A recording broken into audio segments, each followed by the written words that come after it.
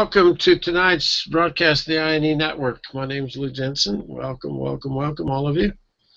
I've got a full film strip, green room. We had a fun visit. And getting together at this time of the year, I mentioned how hard that is. It's just really difficult to take time from all the business of life around the holidays and come and do something else. But the subject tonight might be something fun for you, so if you can sit in and stay with us, love to have you. Otherwise, happy Thanksgiving to everybody. Appreciate all your participation constantly. It makes it so our 9 years of webinars we've been getting together for quite some time, I hope, are somewhat worthwhile. I routinely pick up Robb Report magazine, and I'm mostly looking at to kind of see what's going on in the side of the marketplace and economy that I like to play with. The really well-off crowd are here. Everything around really high-end clients and patrons are described here often. And I see things all the time. When I saw this one, The Bucket of Fun, I went, oh, yeah. For all of us guys that played with our old cars and hot rods as we grew up, now it's just an amazing another world. And I've got a few friends that do a lot with that particular business, and every time they need something engraved, bam, I'm the one that they call and ask to have something done. So as we talk tonight, we're going to start and discuss how you keep a dream going. And I'm going to present it as if it were a fire that warms you. Something that you do that you love doing, something that doesn't ever feel like work. There's a side to it that is a degree of responsibility to keep it moving, keep it percolating, keep it going. And I've done so much with Boy Scouting and with fire building and stuff over my life that's kind of a fun subject for me to work with. And I've had a lot of occasions where I just couldn't get the fire going. I would try, and I'd have nothing but struggles and couldn't seem to make things work out. Then other times where the fire just takes off like crazy. Then as you have done whatever you're doing with the fire, especially a campfire, it will invariably begin to burn out. And if you haven't bothered to prepare for the eventual time when it's going to need more fuel, more kindling, often if you run off to go get more kindling by then and you get back, the fire has gone out. And so to me, the one thing that keeps things going for those of us that love playing with this kind of artistic expression is a really deep, heartfelt passion and energy for what it is that we're doing and what we play with. And when you can kind of get that done, in other words, I don't know how you keep a dream going if you don't have a dream in the first place. And so the very beginning of it is doing whatever it takes to kind of keep things going to begin with. There we go. We got to get to the top of things here. I thought I had it, but I didn't. The idea in my life that I go back to all the time is from the moment when I thought of building a new drill to now. That 38-year period in my life where all I've done is just stay with it. I've made every mistake 5 times that you could make, and yet, oh Lord, how much fun it's been. What a great thing in our lives to those of us that have built and sold the equipment, but those of you that have invested in this direction and turned it into a life and a living, how could it be any better than that? And so finding those things that will help you sustain your own future and keep your own dreams alive is what I think is the most important part of everything. But a hobby is just, without a doubt, the coolest thing in the world when you find something that you dearly love doing. It's so interesting how the threads of interest weave a texture or a fabric of enjoyment in your life, but you have to invest enough to begin with to where you do get the hang of it. Everybody knows what it's like to buy a really cheap tool thinking you can do what you want to do, and then you just can't make that tool do it. It just will not work. And so eventually you have to step up both technique and equipment and invest the time and the money to where then you can start getting something back out. And it's that getting something back out of those efforts that you're putting in is what I think sustains the dream. If you don't see that you're making any progress or you don't have any recognition for what your work and effort is, then I think it's likely the dream will die and go away. And what's made it work for Tam and I and everybody involved in the network is this participation together. The idea that we can literally find some way to go forward together is really fun. I spent some time this last week kind of moving in the direction of hobbypreneur.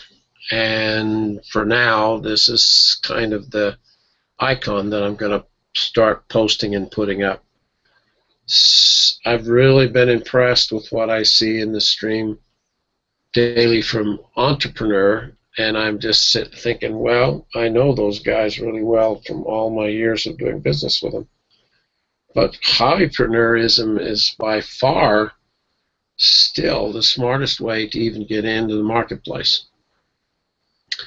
And so I put together yesterday the Hobbypreneur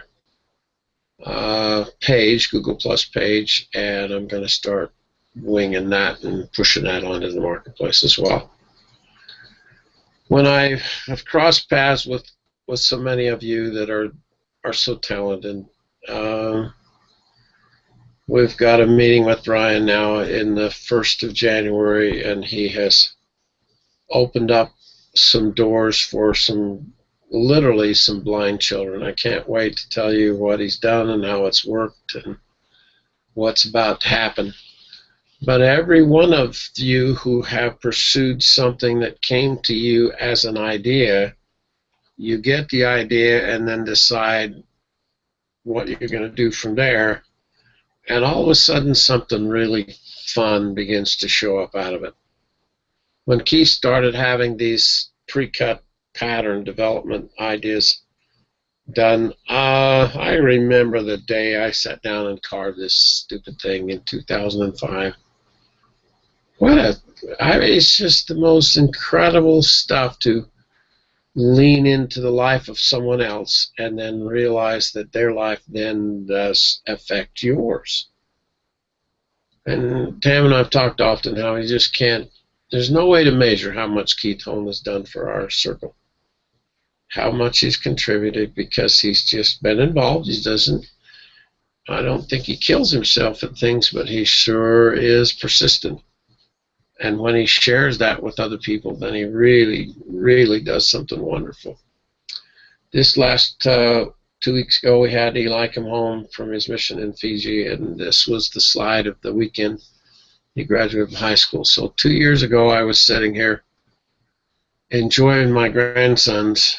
This is Lance's boy, Ben, and this is Tara's boy, Eli.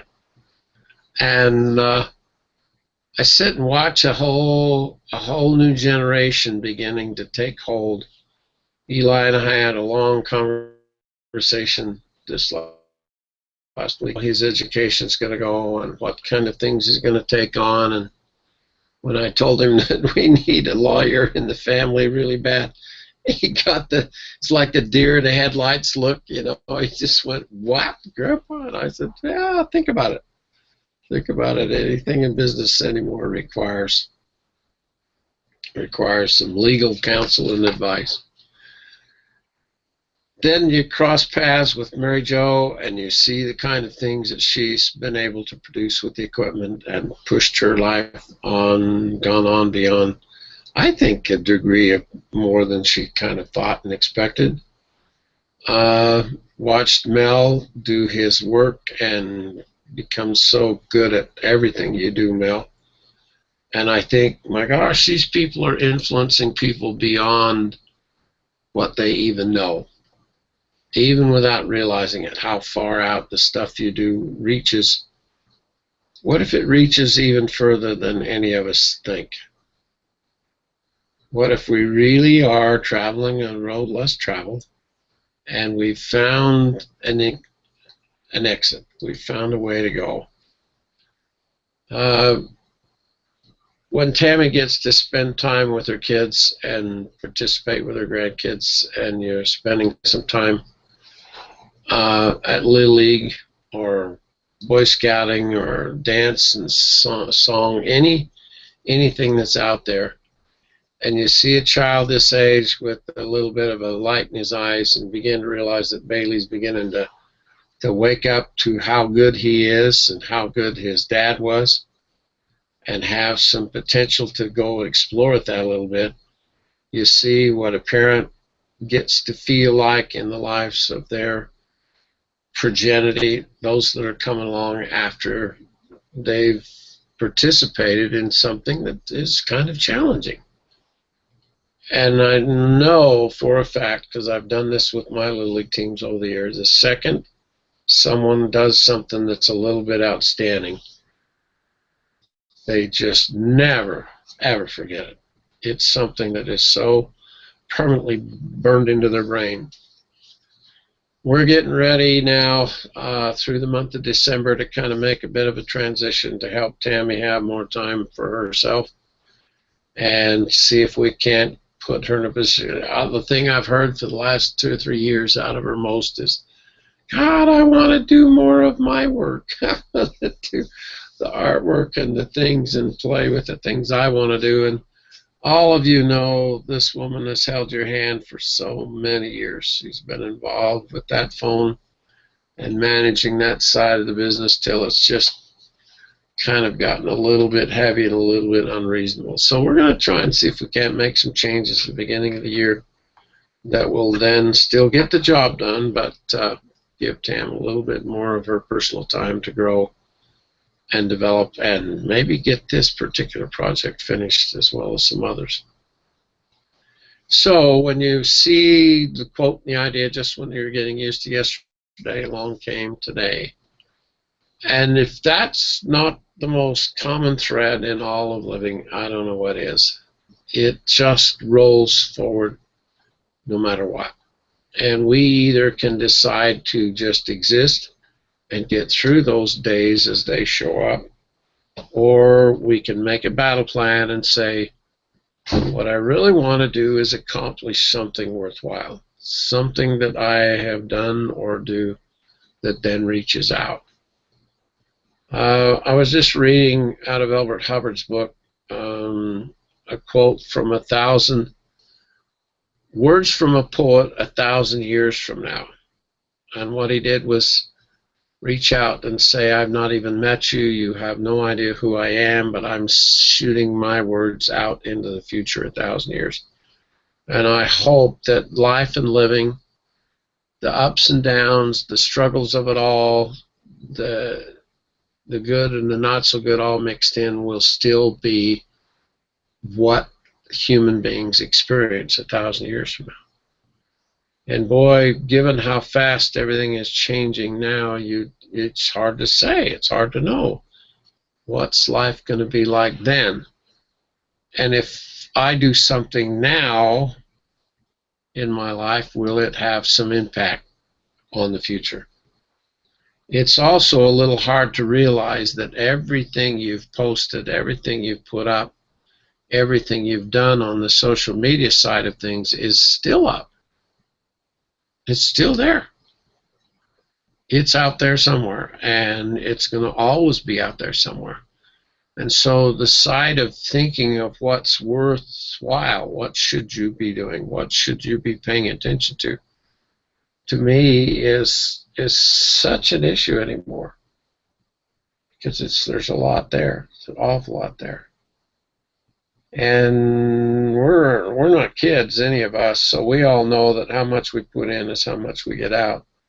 And I'm trying to look at my own productivity now and say, all right, I'm at a really interesting age where I ought to be able to enjoy and do things that really, really make me comfortable and happy more than just the work part. Except, like everything else in life, you have to make that happen. It's not something that just seems to happen on its own. And if you hold back or slack up at all, boy, the old freight train of reality can go right up your backside pretty quickly. To me, the one thing that's kept me going is the vision that I saw early on of the impact that the power pen might have. I'm a tool nut. I've been a tool nut my whole life, and dentistry,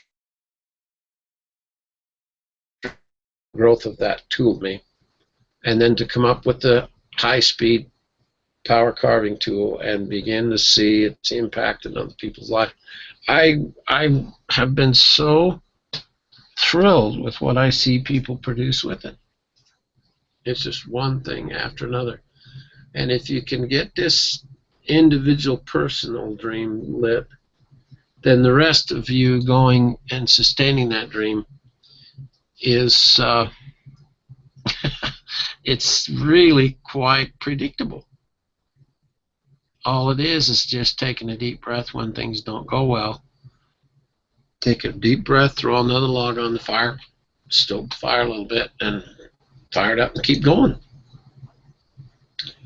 There's something about a dream of the future. You're stuck here now, but a dream of where you might end up is, to me, the flagship of living. Without it, I don't know how people get along. And with it, it's something that can help you not only go to sleep every night, but helps you wake up in the morning with some energy, some excitement, some enthusiasm, and I think it is the part that's most productive. I'd like you to think of a time, go back through your history of your life right now for a minute, and think of a time when something really worked out well for you. Think of some moment when you were younger when things just dropped right into place. Okay? Maybe you've had several moments like this, but try and zero in on one for sure, okay?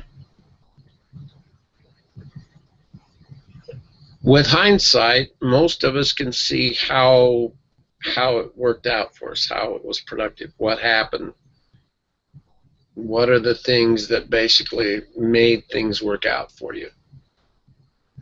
And that, to me, is a pattern. It's a habit pattern of how you go at things to generally make something succeed. Probably the one thing that's helped the company most over the years is publicity. Getting major stories done, major articles done. And there was a person on the news today that was discussing this very fact, how she has been asked to help with the Vietnam Memorial in Washington, D.C. And she heard a radio show talking about the fact that they're getting ready to build a museum right next to it, between the Vietnam Memorial and the Lincoln Memorial. They're going to put a museum there for this, and they want to gather the photographs, the actual pictures of all the soldiers who lost their lives in Vietnam. And at the time, she lived in Maui, in Hawaii, and she says, it was like a calling. It was like someone said to me, this is something you ought to do. And she says, so I started in on it, and she says, it's taken me quite a while. But she says, I have found all, it was 43 or 46 young men lost their lives in Vietnam from the county of Maui in Hawaii. And she says, I have never done anything that has been so fulfilling in my life, because it seemed to me that it needed to be done.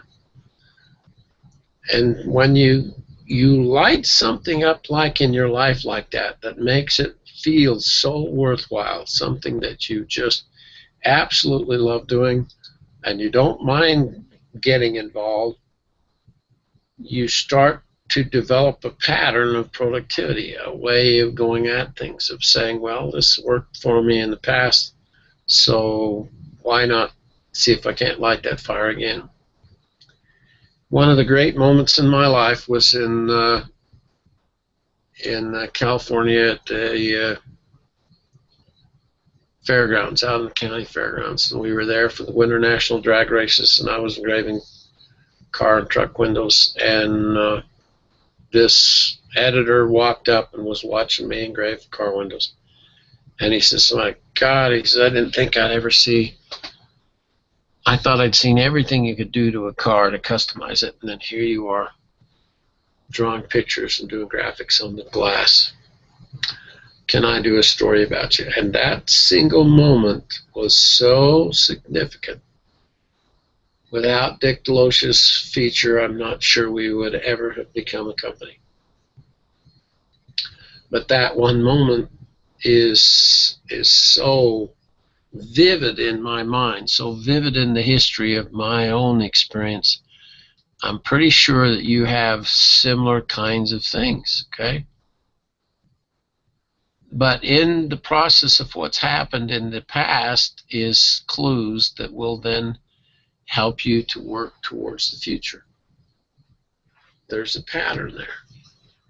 And just like the effort it took for you to learn to get involved with carving and engraving, God, we all remember the first pieces we did that were just silly, not overly great at all, except given a little bit of time and a little bit of determination and some energy, all of a sudden we start to see and learn what it takes to make this work. And then we begin to see, well, there's other things that we can get involved with that can be basically pursued. And when you kind of get the vision, the piece that, Jose, you put on this week, a couple of days ago, the pheasant that you carved in stock is just without a doubt, God, that just tickled my soul when I saw that piece, because it's so good. It just is very tasty. And when I can see how far you've come, Jose, and what the work, no one knows the work you've put in. Literally thousands of hours of doing the work to learn to do it well. And yet, oh my God, what's the future? Throw another log on that fire, Jose Valencia, because it's going to be really, really amazing, whatever it takes you. And so as I think back over the years, when we sat down to shoot this photograph, I remember this moment. This was in my dental office. And we'd move things around so Wally Goddard could get the picture for me. And I didn't want to show the drill off yet, so I had a pencil or a blade there. I think is an X-Acto knife. I'm just kind of cleaning a little bit. And we just were testing. We were kind of seeing what the possibilities were. But from that time to now, which is 38 years now, is as rewarding as I didn't know how to live. I don't know what else you could do with your own existence to take a thread of interest and then just do not let go. Wally Goddard walked into my life and cranked out this little sign, and that stupid sign has gone with me for this entire journey. Everywhere I go and I sit for any length of time, Doc's Hatchery sign is right over my shoulder. Same things with the sign I carved for having a good time is my job. Those kinds of things are on purpose. There's things by design. It's part of a pattern that is appealing to you. I don't think you'll chase it far enough to get to this point unless it is appealing to you. And in normal life and living, it can be really a challenge. When we think back over the 10 years, nearly 10 years, we've been doing some kind of webinar now on the internet every Wednesday night, most Wednesday nights for 10 straight years. It's quite an interesting challenge to keep it in the air and keep it working. We've had so many technical difficulties, it's been almost ridiculous, except what we have done is stayed with it. And when you stay with these things that matter to you, these things that are appealing to you, it has nothing to do with any other soul. It's what is important to you. That's when you pursue that, is when you begin to develop a dream. And a pervasive dream starts to move in a direction that you think it ought to go. Every time I've let someone influence me or steer me off the track, I've regretted it. It takes an awful lot of personal discipline and personal attention to see that this is what I'm after. There was a post a couple of days ago that said, style is what people see without you having to say anything. And isn't that interesting? You don't have to say or point out to anybody. They see the style, which basically is a description of you and your individual work. And if you do enough of it, you'll be really startled at what it will turn out to be. We got to go to the university. It has a large collection of originals from Norman Rockwell's museum on display here at our university. And we went up this week, Tammy and Chris and I went up to see him, and I got to see that one of him painting himself, which is, I think, his best piece. It's certainly one of his more famous pieces. But when we went in the door, there was the covers, 323 covers of the Saturday or the Post magazine that he did the covers for. And you just can't, it just hit me like a freight train, the amount of work that he did. And when you realize they show pictures of him doing his sets and his poses, he photographed people to get things arranged and to try and compose that way. And then he's a very, very good illustrator. The artists of the day didn't like him because he used illustration projection tactics to help lay out things and get things going. And yet the amount of work effort that he did and produced in his lifetime, 70 years of painting and describing in American life, Americana, is just stunning to see that kind of productivity. If you found what is glad to make you alive, then you're just so blessed, because all you have to do from then on is stay close to that, which makes you glad you're alive. If you've not found that yet, and that's, I worried a little bit about my presentation tonight, because this is kind of an interesting time of the year. Thanksgiving tends to affect a lot of us, for those that we've lost and the loves that we've had and our children and everything going on in the real world can make Thanksgiving kind of a funny line in the sand. And all I can encourage you to do is to continue to dig, to try and find the reason you're here. Why do you have the interest that you have? Why have you done what you've done with your life so far? And what might be the future of it? If you've not found that, keep digging. And if you have found that, throw a log on and let's keep going. Okay? These are some of the first pieces I did after I had invented the drill and started doing things other than eggshells. And all I did was pull into my life Boy Scouting. It was so much a part of me raising my 4 sons, and I enjoyed it immensely. But I could do thank yous for scouting that other people had a hard time doing. and yet they were relatively easy for me. And these are all, everything I've done is still hanging in somebody's life. I go into my cousin's house. Garrick and I went to National Jamboree several times together, and I did several different engravings and carvings for him, and they're still hanging on the wall in his den to this day. And as I try to say, well, now's the time to really put the icing on the cake, to try and go in the direction that I think would help others, and trying to figure out how was this general life living pattern, how do you go about what you're doing and why. And if you can figure that part out, then all of a sudden you see a quote like this: the best day is tomorrow. What if tomorrow were the best day of your life? Something happened. It's been ordinary up to now. I've had 25,000 days in my life. But what if tomorrow was the best day ever? And what does it require to get yourself to that point?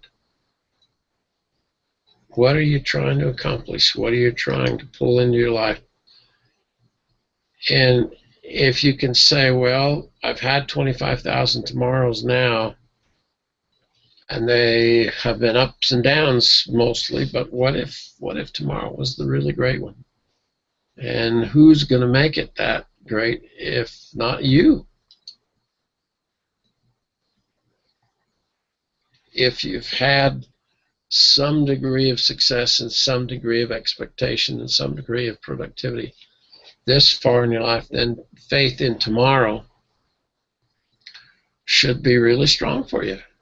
There's no reason to come apart at the seams. You never know. It's always been pretty good so far, okay? Put the log on the fire, and then let's stir that fire up together. And I think the really fun part is we keep each other going. The mixture with you guys keeps me going, and I hope there's some of that in return. When you can say, I love playing with my talent. I'll see something. We were at the store, and I was looking at all the Christmas gifts, and there was about at least half of everything that was up for sale could be engraved or personalized in the store. I was thinking, that's so flippin' amazing. Because when I first started, I would not have known how to do a metal thermos jug or how to carve wooden handles for kitchen utility items. It's just so interesting what it takes to do a decent fire and have it really sustain you.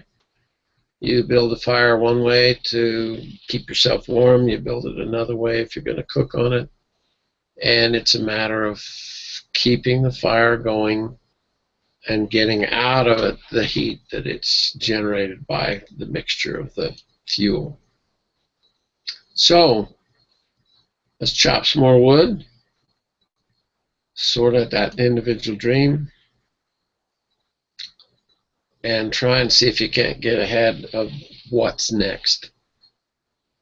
People who start a fire and don't have enough kindling to keep it going generally disrupts the very best part of having a fire, because they got to stop now and run out and hurry and find some more fuel. And to me, this is the message of the show tonight, is trying to sustain the dream that you've had. If you've got something in place already that you're going after, then absolutely keep going. But don't not look at the game ahead of you. What next is really required? When Keith Holmes finally started really zeroing in on this concept, it wasn't too hard to see those who would put more than a couple of hours a day into that dream and that effort, it would respond. Anything less than that, it really did not. So, in this holiday period of time, watch for opportunity, try something new, really go after it. It's fun to see what Lance is posting. He's trying to do the engraving and follow in the footsteps of Jose in the Phoenix area. And what a neat thing to push yourself to try something that dramatic of doing that personalized engraving in a Dillard's store or a Mazer perfumery or for wine. Just nudge it a little bit. Try something you've just not done before. And if you think you've done all you can do to hang in there, then hang in there a little longer, okay? I just chuckled when I saw that. I just could not. I'm a duct tape nut, but I had never thought of babysitting this way. And to keep Lou on track, they're probably going to have to duct tape me to the wall, keep me from creating problems. Because things are the way they are, things will not stay the way they are. If change isn't the bottom line of all eternity, I don't know what else you could point to. And that ought to be a good thing. So many of our dreams at first seem impossible, then they seem improbable, and then when we summon the will, they soon become inevitable. And all it requires is hanging in there. Now this isn't exactly the hanging in there part that I was going to want to bring up tonight, but when I saw this picture too, I thought, can you imagine being a pilot in a Piper Cub and then your prop won't turn over? Remember that one Disney movie, Never Cry Wolf, where the Rosie gets out in his plane and has to bang on the airplane on the outside for a little while to get it going? Don't live like this. Please don't live like that. Take that little cool tool and get your setup, get your studio set up so that you can sit down and play at a moment's notice.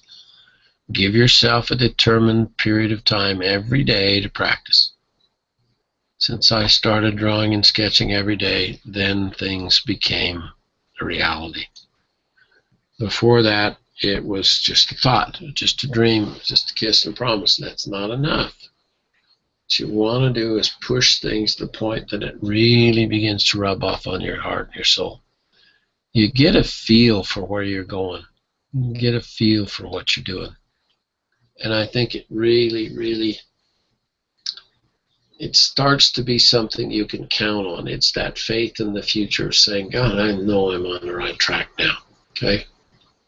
You get a checklist like this. This was on the web this week, and I just looked at it aggressively of what to do every day to make things healthier for you. And I thought, I'm going to rework that with a dream. The checklist of the sustaining and maintenance. There's got to be a checklist for finding a dream, and then there's got to be one for maintaining it.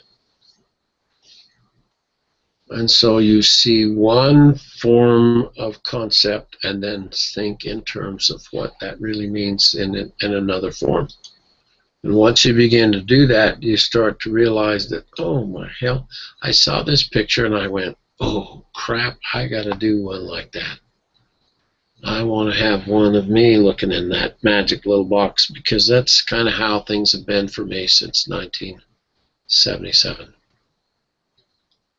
Opened up a whole new world, and one that's really been worth everything it's cost to go in this direction. And a dream is accomplishing something great. It's not just plan B or just barely getting through it. It's the idea that you are going to reach beyond what you right now think you're even capable of. Okay? No matter how it goes, there's more.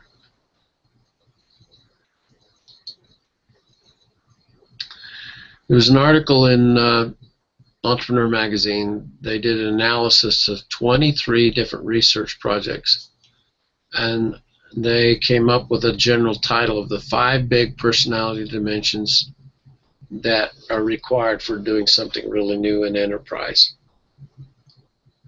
And rather than scoring some kind of traits and characteristics, an entrepreneur is open to experience, curiosity, innovation, and conscientiousness, which is self-discipline, and then the motivation that it requires to actually succeed. Type A people are not generally risk takers. So, managing director of the University of Maryland's Dingman Center for Entrepreneurship. I underlined this because I'm going to get in touch with her.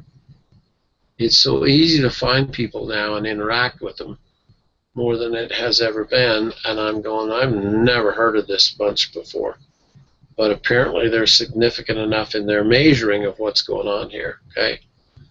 I've heard this so many times that it's the C student that often become the entrepreneurs, and the A students are the ones that do the research. And that's so characteristically true that it's just unbelievable. But she listed the things that help keep dreams going. There's got to be a degree of tenacity where you hang in there beyond what most people would do. And I read this line, starting a business is an ultra marathon. You have to be able to live with uncertainty and push through a crucible of obstacles for years on end. God, Lord, years on end. But why keep doing it if it's not feeding you more than you get more out of it than what you invest? And that's how this whole journey has been for us. Perseverance, persistence, determination, commitment, resilience. Just old-fashioned stick-to-itiveness. Then there's the passion part. They're fueled, we're all fueled by a passion for what we're doing. Make life easier, and then maybe the therapeutic benefit of a hobby. Most entrepreneurs I know believe they will change the world. There's an excitement and belief in what they're doing that gets them through the hard times. There's a degree of internal reward that can sustain you between the paydays. This is what we're all playing with.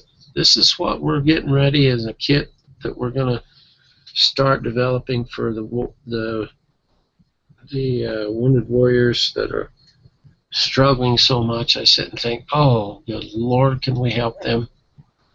If we can just get this going. We all have the power to control our thoughts. When we commit mentally, our action then will follow. Classic trait is the definition of risk-taking, an ability to withstand the fear of uncertainty and the potential of failure. It all boils down to being able to successfully manage our fears. And boy, that is, without a doubt, the single thing that holds most people back. I don't dare do this, I don't dare that. I've watched Jose just part the Red Sea in the last few years with things where, particularly things he'd never done before, he was more than willing to give it a go. And look what a benefit it's been to him now. So confidence is the key to entrepreneurial trait. That's what we talked about last week. You have to be crazy sure that your product will actually do some good. You have to have a lot of self-confidence, be willing to take the risk, but conservatively so. And this is a fine line, but that's still part of it. Degree of survival in business requires flexibility. What you end up with won't be anything like what you started with. And the willingness to be honest with yourself and say, this isn't working. We have to be able to pivot. That's making the plane fly. That is doing what it takes to keep the fire burning.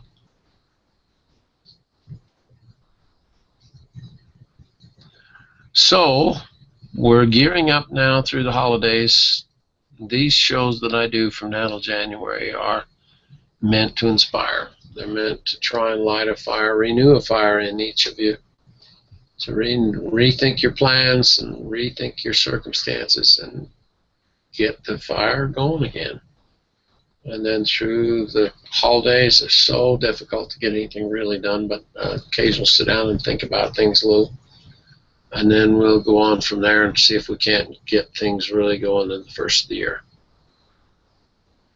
I don't like going forward with life without a bit of a plan.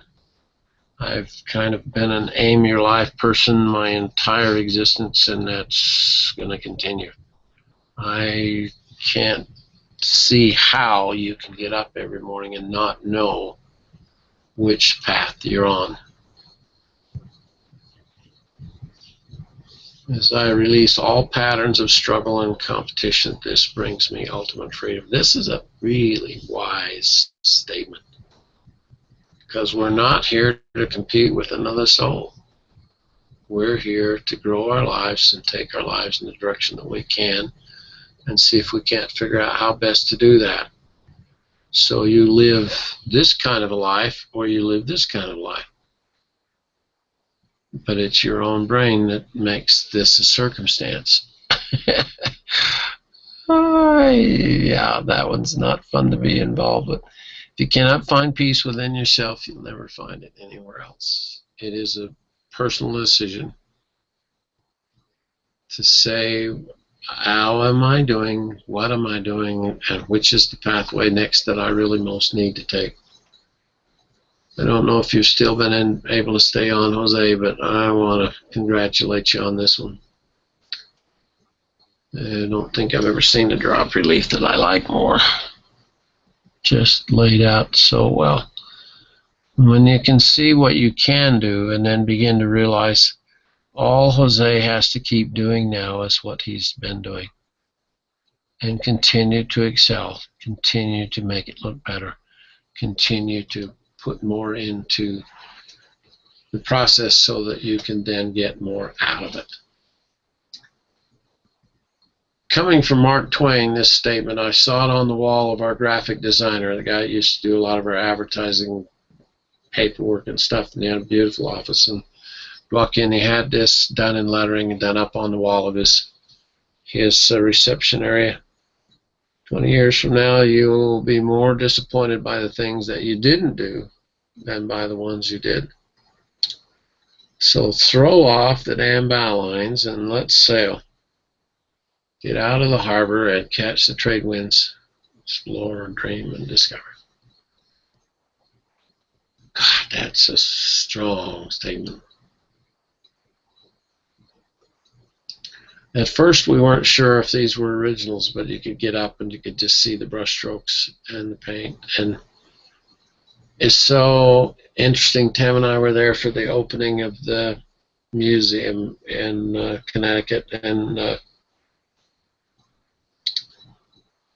we have the Roney family here in central Utah and Utah Valley that own the largest private collection of originals, Norman Rockwell originals in the world now. And so that crossing of paths with Norman Rockwell on occasions to me has been just a delightful thing, because of the inspiration that I get with such a tremendous productive effort. Gifted and talented and did what he enjoyed doing, but oh, did he work hard at it. If people knew how hard the mastery, they wouldn't think it's so great. So I'm not talking about less work, I'm talking about more work. Keep on dreaming and keep on working, and let's see what this next year can produce. It's a good time of the year to do all this stuff too. You got a lot going on, but there's some times where things have a little more impact, and there seems to be such an emotional charged period of life. It's kind of fun to see how that fits and what that's going to mean for the coming year. All right, troops. Anybody got any comments? Yeah, good too. Yeah, you bet, Mel. Yeah, the first one is, only expect miracles after you change the way you look and do things. Otherwise, it'll never happen. And the second one is, we never make mistakes. We only find different ways that don't work. Oh, what a good thought. Yeah, it's kind of stole that one from Edison. There's a whole book in that one.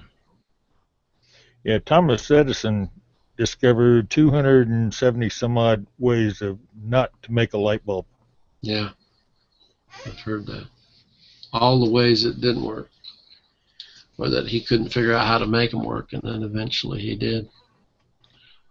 I've got the Note 5 phone, and it has the little S Pen on it, and it tells you to not shove it in backwards. If you put it back in the sleeve on the phone backwards, it will hook.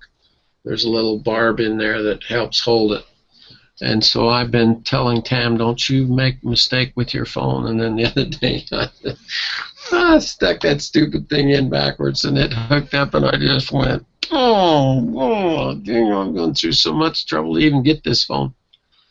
And then it just hit me. This is like a party in the Red Sea. I'll bet somebody on you. So I type it in, and bam, it comes up, and this snot-nosed kid gets up there, and he says, you know what? He says, and he shows you, takes the phone completely apart and shows exactly where the problem is and what it looks like. He says, if you'll just cut yourself a little piece of paper, and then you have to crease it. He put it over a pencil, but you have to crease it just a little bit right here. And then you just slide it in alongside the pen, and it will go up in and trip that little catch thing, and then it will let it go. And do you know what? That is the slickest thing. I was just blown away. I don't know if I would have ever thought of doing that, but he not only did it, but he had it on video and was putting it up there. And I thought, I wonder how many people he saved an awful lot of grief, because you can't get them out, and if you try, you'll break that little device in there. And I thought, well, there's some people out there that are just really good at solving problems. Now the world can share the solutions with everybody. It's just so damn amazing. So, even if you made a mistake, there's sometimes a learning curve going along with it, huh? When you make mistakes, make changes. Make changes, huh? Some of us burn up our mistakes, Rod and Michael. Sometimes we put them in the. Keith used to burn the things up that he didn't want you to see. I don't know how many. Doctors buried theirs. Yeah, most doctors bury their mistakes. Yeah. Is anybody else having a lot of trouble with this new Google, the way they are using it now? Oh, good Lord. How can you find out what the heck you're supposed to be doing compared to what it was? It's sure interesting. They really changed it dramatically. It is interesting, Joni. To me, it's like Google to begin with. We didn't know anything that we were doing, so we just stayed with it. And eventually, we got to where we could figure it out. So that's how I'm going to approach it. Is just okay. And Johnny, they do it just to keep you befuddled. Is that it? It keeps to screw me up because I just think I've got it, and then every time I turn on the show, it's different. Yeah, it's very different, Joni. It makes me think I'm missing things. Get prepared because there's more changes coming. Yeah, just ask Ron. Give him a call. Ask Ron, send him a text, do him a post on Google+, he'll figure it out. I know all the things you don't want to do. Ron's kind of getting the handle on things that you do want to do, so that's kind of my expertise. I'm good at screwing it up even more so. But it's sure fun. Sure fun. Can I cut in for just 2 seconds? Yeah, I was just going to have you give a comment. That was a nice picture of my vase. Thank you. Yeah, that is a nice one.